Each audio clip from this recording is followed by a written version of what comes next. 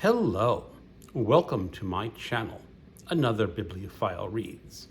My name is Greg, and this morning I'm going to give my thoughts and musings on the Octofinalists for the BookTube Prize 2023.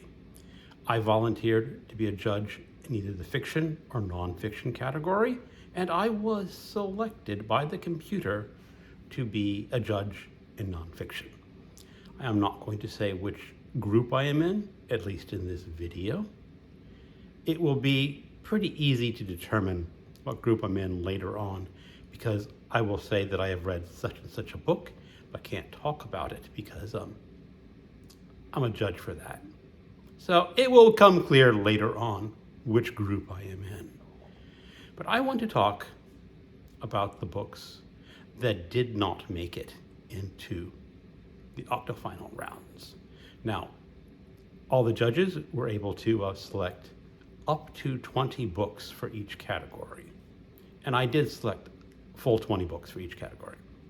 So what happens is in the fiction category, there were approximately 112 books that I could select from. And out of the 20 books that I picked, only 11 made it into the final round. Now, I don't know if that's a good percentage. It's just a little over 50%.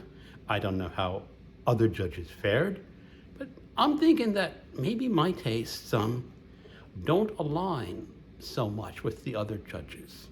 Well, anyway, I'm going to talk about the books that I voted for that did not make it to the octofinal round, because I don't want to say anything about the books that are being judged, just in the off chance that my comments influence someone positively or negatively. So let me see. I have this all written down. The first one that did not make it was Devil House by John Darnell. I have read a previous book by this author, and I thought it was pretty good. Now, how I chose my books is that I looked them all up on Amazon and gave them a mood rating. And that is just my first impression on how much I would like or dislike reading this book. So I ranged those books from 0 to 5. And then I just sorted those books at the end from the highest mood to the lowest mood, and picked my top 20. Now these are listed alphabetically and not by mood, but let's go again. Devil House by John Darnell. I gave that a mood rating of 5. Did not make it. The next one, and I can't remember why I selected that. There's too many books for me to remember each individually. But there you go. Horse by Geraldine Brooks. I gave that a mood of 4.5. I read some of her previous books, and I did enjoy them. So I was eager to have her on that list. Lapvona. I'm going to really butcher her name. Otesia Moshve. Again, I have read some of her previous novels. There was McGlue, which was a very strange, creepy novel. And then there was about the woman living with her mother. The name escapes me, but that was a very creepy, interesting book. Stella Maris by Cormac McCarthy. I put that as a mood rating of 5. Since making that mood rating and voting, I actually have read this book. And I kind of agree that this book should not be on the list. In my opinion, it was a complete dud. It is also a book that cannot be read on its own. It is a coda to The Passenger, and you have to have read The Passenger before you read Stella Maris. So I kind of agree. Yeah, that was a good choice. Should not have been on the list. Pages by Hugo Hamilton. I gave that a mood rating of 4.5. I don't even remember what that was about. The Singularities by John Banville, 4.5 mood. And again, didn't make it. The Whalebone Theater by Joanna Quinn, another mood of 4.5. And again, every detail of that book has just escaped my brain. To Paradise by Hannah Yangahari. I have not read anything by this woman before. I know there's the book that makes everyone really sad because they say it's so depressing. But this book did not make it. I felt sure that it would have. Now we come down to Toad by Catherine Dunn. I had a mood rating of 5.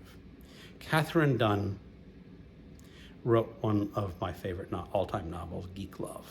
And I was sort of eagerly anticipating having this book be on the list. But my fellow judges decided not to.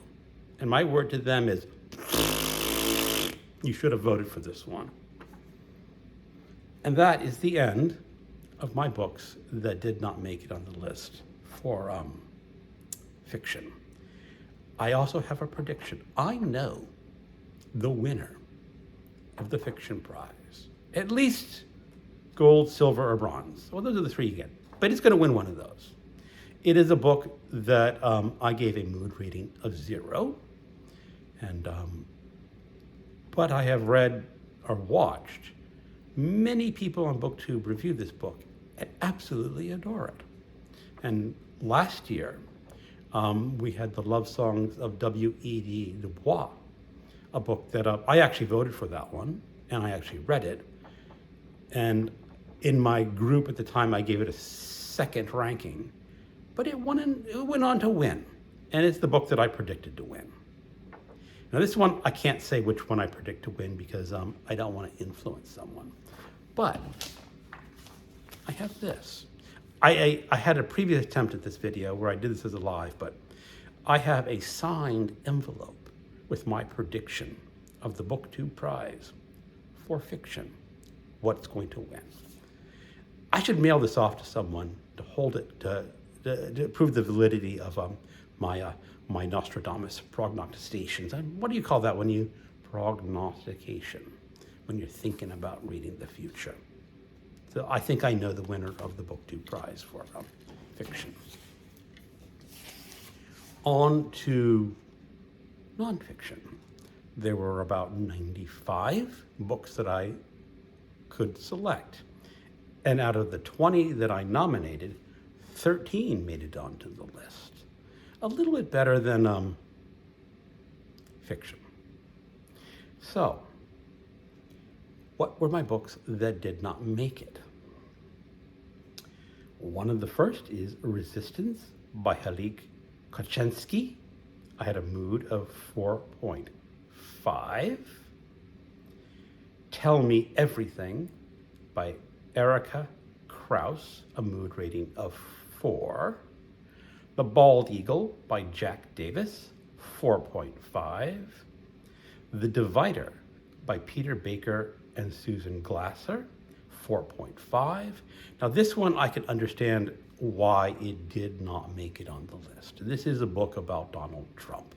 Now I kind of like Donald Trump books because they're all pure political pornography that feed my curmudgeonly mind and the mind that totally distastes Trump. But I can understand why a lot of readers just totally want to avoid it. The Duchess Countess by Catherine Ostler. The Hated Cage by Nicholas Guyot, for mood. So there we go. Now, as I said, I was selected as a judge in a group. And out of that group, one book was a book that I nominated. The other 4, no. And out of one of those books that I am a judge for, I have a 0 mood rating. Now that is not necessarily the total disaster that it could be, because in last year's nominations, I had a book which would have gotten a mood rating of 0. I didn't actually do that last year, but it's how I felt about it. but I went on to read that book. It actually ranked it number 2 in the final round. So sometimes my mood ratings are wrong. And I have to admit that. So the book that I'm going to have to read for this round, we'll see how much I like it. Maybe it will influence me in a way that I didn't think would be possible. Well, anyway, thank you for watching and keep on reading.